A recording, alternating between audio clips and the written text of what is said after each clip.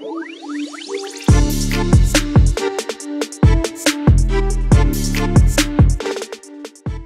everybody and welcome back to week 5 of these championship predictions. And Tom has rejoined me this week. He is back from his long holiday. Tom, how are you feeling, mate? Obviously, last week we both did much better, 9 points each. The week before, I think we got 2 points each. So we're on the right tracks, I should say. But it is 29 points to 26. I'm still in the lead, but how are you feeling? Rejuvenated after your holiday? Yeah, hoping that the holiday is going to bring me some luck, to be fair, to try and close that gap back on you again.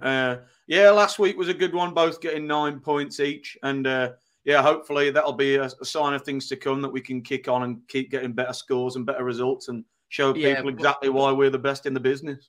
Well, we need them, because after that week of 2 points each, let's move on. And let's start kicking off the show with, actually, this is going to be a really good game straight away. Sunderland, who take on Southampton. I think this is a good game. I really do. And it could go either way. 15 shots Sunderland had versus Coventry. And I think the only thing that would look as a bad thing as that is they only had 2 of them hit the target. They do come up against a very difficult Southampton team, of course, undefeated at the moment. And they're firing, Adam Armstrong continues to fire in front of goal. And they had a whopping 75% possession against QPR. So I think for that reason, Sunderland are not an easy team to beat at home. But I think Saints will have just about too much for them. And I have to say, I think it's the last 3 games that they've all won. They've won each of them 2-1. So I'm going to continue that 2-1. So I'm going to say 2-1 Southampton. Well, I'm going to have to disagree with you, Scott, at the start. Yeah, I've actually gone for Sunderland 1, Southampton 1. So I've gone for a draw. I was impressed with the way Sunderland played in their weekend game against Coventry. As you said, carving chances out, chance after chance after chance.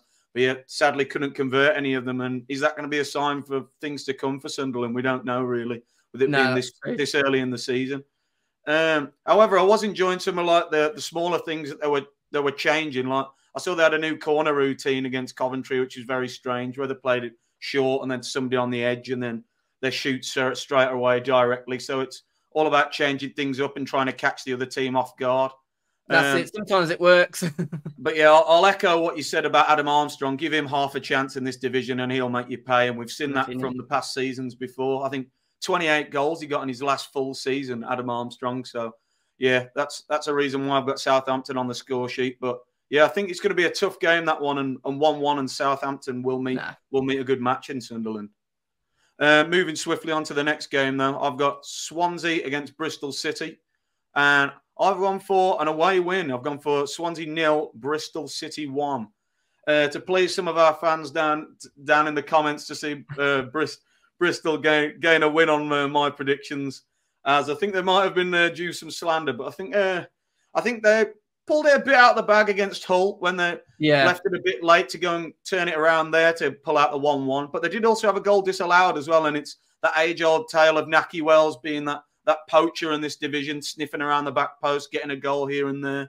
Swansea struggled a bit against Preston, I felt. So that's more or less what gave me the decision that I made with the Bristol win, to be fair, and how they're going to adjust to not having Joel Perreault anymore. You touched on Joel Perreault. I mean, it's unbelievable that they've allowed him to go after already selling, their other big marksmen. I noticed really the squad for Swansea, obviously it didn't even look like really they were lining up with a striker or a real recognised striker again in the last game, but I would say.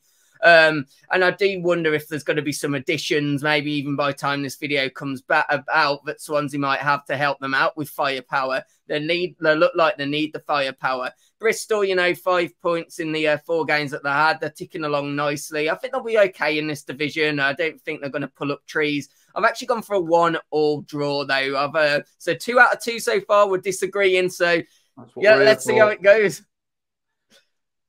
Let's move on then, guys. Let's move on speaking about the Blues, who take, of course, Birmingham, who take on Millwall.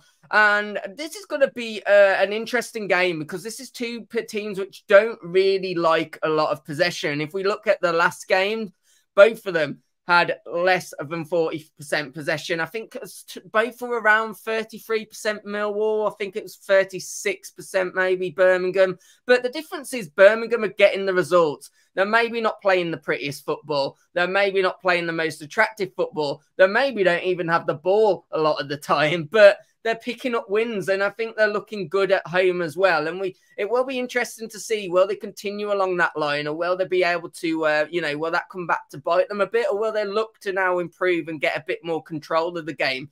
Millwall, of course, they did win at home. It's always tougher on the road for Millwall historically, but it was a fantastic, fantastic result against Stoke. So for that reason, I do think it's going to be a close game, but I'm actually going to say it's going to be a 3-1 win to Blues, because I fancy Birmingham to just break away, get that third goal, maybe late on, because they love a late goal as well.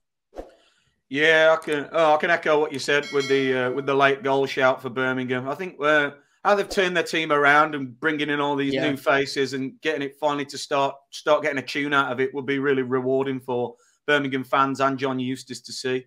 It was the young lad, Jay Stanfield, got the 95th minute winner against Plymouth at the weekend.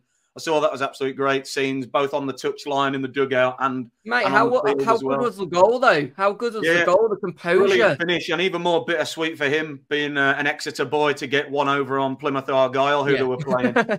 Absolutely bittersweet. So that was also the case for Millwall boss Gary Rowett, though, as he went and got one over on his old team, Stoke, who had a lot to say about him, singing from the stands. I've gone for Tom Brady's Birmingham City 1 and Millwall 1. I'm going to surprise a few people. So it's going to be a draw. And what usually is a tasty one in the stands, Birmingham Millwall, is going to match it with a tasty one on the field. Yeah. Moving on to the next one. It's Ipswich Town facing Cardiff City. And I've gone for a surprising Ipswich Town 2, Cardiff 0. I think Ipswich have looked good so far this season, haven't they? Out of the teams that have been promoted, Ipswich have been the one that people have been looking at the most. Of like a lot of the ball, can move forward, can try all different things, and now they've got Brandon Williams also. I've seen come in. He's made the switch over from after being on loan at rivals Norwich last season. That's true. So yeah, he actually featured, or I don't know whether he featured actually. I know his name was definitely on the bench though on Saturday. And Ipswich will realise just how tough the Championship can be, having scored 3 at the weekend and still walking away with no points. It's got to be a tough one to take, but it's how they turn that around. And I think Cardiff's a good team to come up against at home, and to show the world what you've got again. Because Cardiff had to leave it late to get a result against quite a poor Sheffield Wednesday side, but on a debatable penalty shout as well. So that's why I've gone for Ipswich to come up there on top. Yeah, I can't disagree with you, mate, to be honest. I've gone Ipswich 3, though, Cardiff 1. And as you say, Ipswich will feel really beaten down, to go and score 3. But it was nice to see 2 teams go and get some, go at each other and really show off their attacking prowess. But I have gone Ipswich 3. I think they'll have too much for this Cardiff team. And let's move on swiftly on to Rotherham, who take on Norwich next. And, the one thing that if you're a Rotherham fan at the moment, you're probably at least saying that you've now got Oyedema back, who obviously did get a red card earlier on in the season. He was back on the score sheet again, and that would be your small kind of thing that you're grasping onto for Rotherham. But it does look very grim for them, and they come up against a Norwich team which I just sound like a parrot every week at the moment, because every week I keep on going, well, last week Barnes got a goal and so did Sargent, and Sargent looks like he's going to be Norwich top goal scorer this season, and I'm saying it again, they both got a goal last week, and I think they'll have too much for Rotherham. Not going to spend too long on this one. Norwich 3, Rotherham 0. Yeah, probably the closest one we've had so far, to be honest. I've got a Norwich 3, Rotherham 1, so one thing I did like about watching Rotherham, they were coming up against Leicester last week, and everyone sort of thought it would be writing on the wall for Rotherham in that game. But they really did give it a good go, I thought, after watching some of the highlights in that game. They had a goal disallowed from Jordan Hugill. He knows where the net is at this level, even from the worst of teams. That's what got him that Premier League move to West Ham before, and we've seen him for West Brom, we've seen him for Borough. So he does have goals in him, especially with your man Fred Onyedinma, as you've also mentioned. So that's where my one's coming from for Rotherham. But I think at the back, they might struggle up against a team like Norwich, who's been absolutely rampant this season, especially with their academy contingent coming through and then adapting that to the likes of people who have been around this league for a long time and know it inside out, like Ashley Barnes, and he'll be getting goals, and more goals, basically. Yeah, you're right. It's looking like a Norwich of old, isn't it? Where it is. I think Norwich, where we're expecting them to be, and they're getting closer and closer to that Leicester side at the top of the league. So, moving swiftly on to my next one, it's going to be Coventry against Watford. That's quite a tight affair, I think, to be honest. I was struggling to pick a winner in this one, but I did manage to in the end, and that was Coventry 1, Watford 0, which might surprise a few people. But as you said earlier, Coventry were under a lot of pressure from Sunderland in their game early at the weekend. But that ended up being 0-0. So I think they dealt with that pressure well. And Watford have a lot of players that are going to be putting them under pressure, going to be running at them. These are players that have played in the Premier League before, and that Coventry side showed why it's going to be up there again at the end of the season towards the playoff race with like the likes of Sunderland and these Norwich sides that we've already mentioned. But yeah, for sure. Yeah, Coventry, I just think it's just a slow burner. Really, I think they're going to come good. They're just slowly ticking along until eventually it's like a floodgate effect, I think. But how do you think they're going to do? Yeah, I think you're right. I think that Coventry need time, especially after losing two of their bigger names. They're going to have some times where they look electric, and we've already seen that at times. And they're going to have some times where they perhaps need to readjust. I think this is going to be an interesting one. Actually, I've actually once again we're not even agreeing on the same result. I've actually gone 1-1. I think both will get a goal. And as you said, I do think the main reason I've disagreed slightly with you is because although they did lose to Blackburn, it's worth noting that Watford did have over 20 shots and were I'd probably say the better side that last game's week. So I have gone for Coventry 1, Watford 1.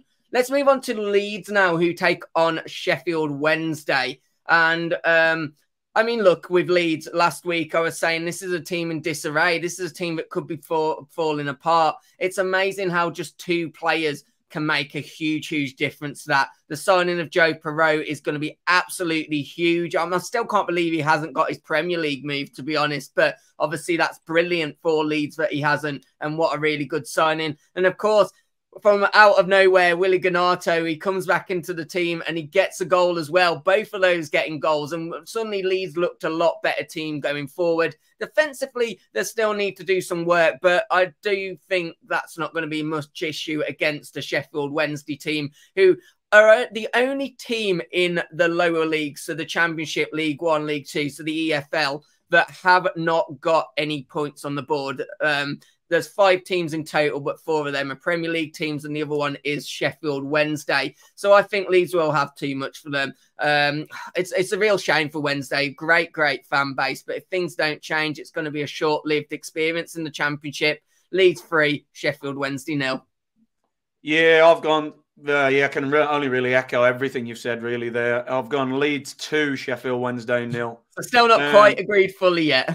Yeah, not quite, but we are getting there on some of these score or results and getting closer on the score lines. But yeah, I echo again what you said. With Joel Perreault is going to be a brilliant addition to that Leeds side. They're tricky, and then this is a guy that can convert the chances for them now. So could it be the icing on the cake? We saw how rampant they were at the weekend against a good Ipswich team who haven't been conceding that many goals, and then they've gone and slotted 4 past them and looked brilliant. So yeah, and as you said about Willy Ganato coming back, that's got to be good news. Even though I know it might be a bit sour in the fan base with him obviously wanting to leave and the transfer request, refused to play against Shrewsbury and all this sort of stuff. But looked like he had a great weekend on the field and a great weekend partying at Leeds Festival as well, from what I saw on Twitter. So.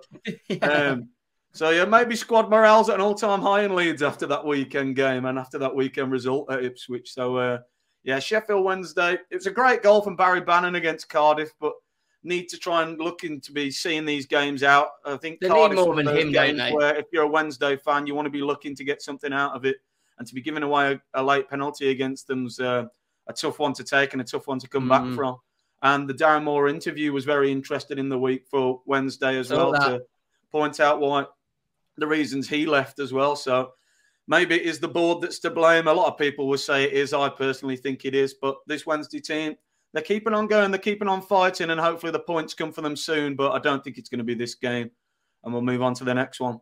It's Plymouth against Blackburn, and I've gone for 1-1. I think both these teams have been there or thereabouts this season. Both impressed me quite a bit, to be honest.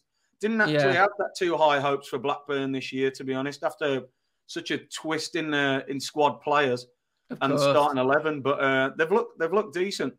And Plymouth got a bit of a sucker punch, obviously, from Blues with that late goal at the weekend. But it's how they turn around from that and come up against this Blackburn side with their young and hungry squad with a point to prove. So that's why I've gone for 1-1. How do you think this game's going to go?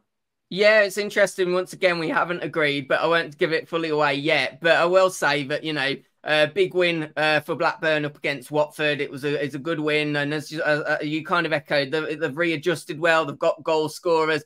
Plymouth, very unlucky. They've lost the last two now, haven't they, late on? Lost late on against Saints and also Blues as well. They've been unlucky, but I've been really impressed with what I've seen. I think Plymouth's going to be a really hard place to go. And let's be honest, it's quite a long way to travel, in it, for Blackburn as well, and the fans that will be going down there. So I am going to actually give it to the home team, just because it might be a bit of a shock result, but I just do think Plymouth home record is going to be really helpful for them this season. So just a narrow 2-1 victory. Well, let's talk about a team that has been absolutely perfect throughout this season. It's Leicester, who take on Hull City. And this Leicester team just seem to be turning up the gears every time they go. The only thing that might maybe dismount them slightly is the last few days of this transfer window. At the time of recording, seen quite a few of their stars being linked away, but none of the starting lineup, I should say. But, you know, Patterson Daka might be off. Maybe it might be a good thing, and Leicester can spend even more money to bring it even more. I mean, this team could be one of the best we've ever seen in the Championship. I really do think that. They look, honestly, a league above, quite literally, than anyone they've played so far. It's not going to be an easy test against a Hull team, but depends which Hull team turns up, but could cause them some really tough competition. But I do think Leicester, especially at home, are going to have too much. So I've gone 2-0 to Leicester. Yeah, I've gone for similar. I've gone for Leicester 2, Hull 1. But yeah, I can echo again what you've said so far. Leicester really haven't put a foot wrong in this league so far. And proving why they are the cut above. Maybe they were a Premier League team that came down unluckily and unfortunately into this Championship battle, and they're proving that they're the class above with these players as well that they've brought in. They've scouted and recruited brilliantly, and it's certainly looking like it's been paying off so far. Coming up against a Hull side who will be annoyed, to be fair, after the weekend. I think dropping points to Bristol. So if you're a Hull fan, I think after the window you've had, you'd maybe be looking at those sort of games in your own backyard to be winning. But yeah, I think with the squad that Hull have got together now, I think they can give this season a good go. Or maybe it's just me and you looking at them with rose-tinted glasses again and been betrayed by the media and this transfer window, and we're just all caught under a spell with this Hull side. And they're not actually going to do anything special at all, because it seems like we're waiting and waiting and waiting every week for them to come and give us this burst and this 4-0, 5-0 victory, and it's never coming. If they could do it against Leicester, it would be good, but I don't think it'd be a big statement against Leicester. But one thing I will say about Leicester is that McAteer up front for Leicester's been brilliant, scored twice at the weekend, an academy graduate. It's always great to see, even with all the firepower of all the players that they've brought in. It's still the young academy players that are stealing the headlines for them. That's true. So, I've gone Leicester 2 actually. Yeah, this is it. So, moving on to the next game, it's Stoke against Preston. And I've gone for Stoke 0, Preston 1, which will please some of the Preston fans who I was typical Preston win. Yeah.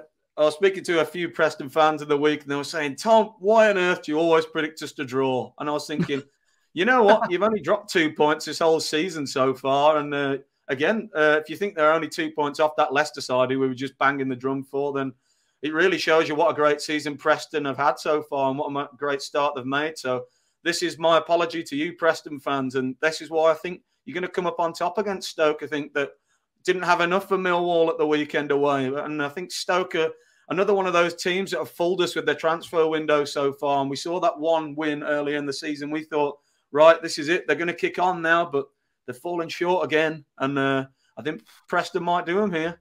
How do you think you're going to go on? I think Stoke still look good to me, but I think what as you say, we're a bit similar to Hull, but we need to see some consistency and ongoing consistency, because one week they can look like world beaters, the next, well, they certainly don't look like world beaters. And Preston, once again, as you mentioned, doing really well. 5th in the league. They've always got a stable defence, but they are adding goals to it for once. Unfortunately for your pals that or people that spoke to you in the week that did say, you always keep saying we're going to draw. You might have not gave them the draw, but I have. And I've actually, for some odd reason, I've gone for a non-kind of Preston resort. I've gone for 2-2. I do think there'll be goals in this. I always pick a 2-2 for some reason. Yeah, and this is my 2-2 of the week. Yeah.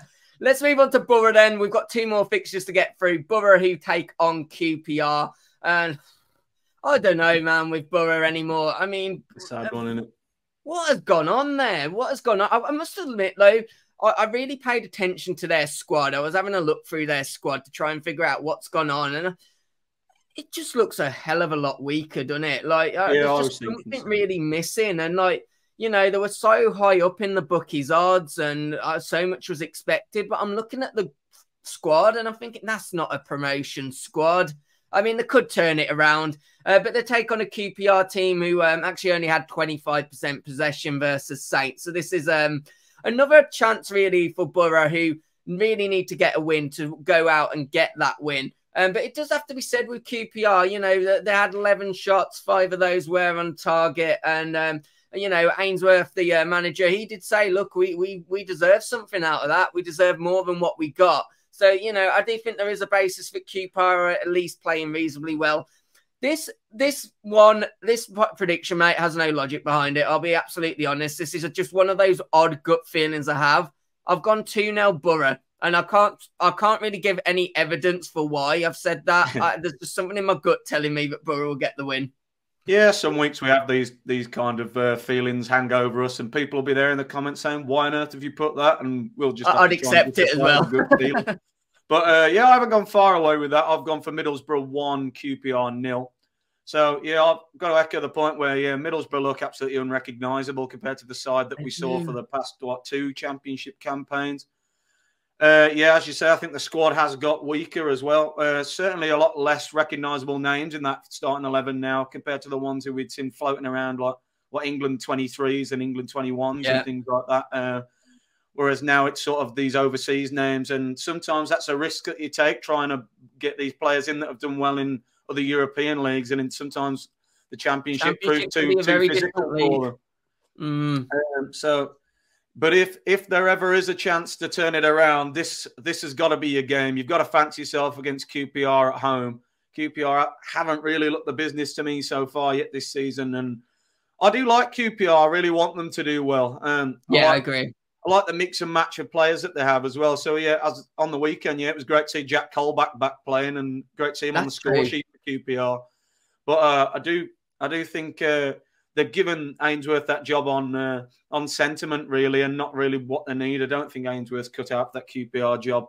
Sorry to disappoint QPR fans that are in favour of him, but I think he talks a good game, but he's not the type of man to be driving them up the table. So I think Middlesbrough 1, QPR 0. I think it'll be that new striker that Middlesbrough have got that scored at the weekend. Yeah. So moving on to our final game, it'll be West Bromwich Albion against Huddersfield, and I've gone for West Brom 2, Huddersfield 0. Okay. West Brom impressed me at the weekend, to be honest. I did watch a bit of their game, to be fair, and yeah, they look good. It was, I think it was all a bit too easy for them. I watched the John Swift goal. That one was good. He was allowed to stroll through the middle of the park, but we've seen that year on year with John Swift when he was playing for Reading, and this is why they wanted to pay the big money for the likes of him and Jed Wallace, who are proven at this level to get you results. And Huddersfield, got absolutely torn apart by Norwich, didn't they? Didn't look great. Tried to play out from the back at occasions, didn't work for them. Yeah, and that was the same in the West Brom game as well, actually, where Thomas Asante stole a goal from the other team playing out in the back quite poorly. I could get caught out there then. So yeah, I think West Brom are going to be too much for them again, and I think the Warnock Hollywood era at Huddersfield is really starting to wear thin again. Yeah, I know we're at that Huddersfield game. I think it's turning fairly toxic again, but we'll see. I mean, he kept him up, so he's earned the right to carry on, but I don't know for how long. I mean, I think Steve Bruce has put himself back out there again in the managerial market. Don't do that. If anyone fancies a crack at Bruce, you let me know. How do you think they're going to get on? I agree with you, mate. I think I said when Warnock re-signed, he should have just left it there. I honestly do. But yeah, I mean, look, Huddersfield, I think they are going to struggle against West Brom. I think West Brom actually look really good. It was an impressive win. They've got goals in them. They're starting to get a bit more of a flow to them week in, week out. I'm seeing improvement all the time with this West Brom team. I think they get the win. I think they beat Huddersfield, but we have seen that West Brom can concede as well. So I've been a bit kinder than you. I've gave Huddersfield a goal. So I've gone 2-1 to West Brom. Guys, as always, we're putting up our predictions now. Do let us know your predictions in the comments as well. And if you can do us a massive favour, please do hit that like button. And please do subscribe to the channel as well if you can. We want to keep on getting those subscribers in. And hopefully we'll catch you on week 6. Take care. Goodbye.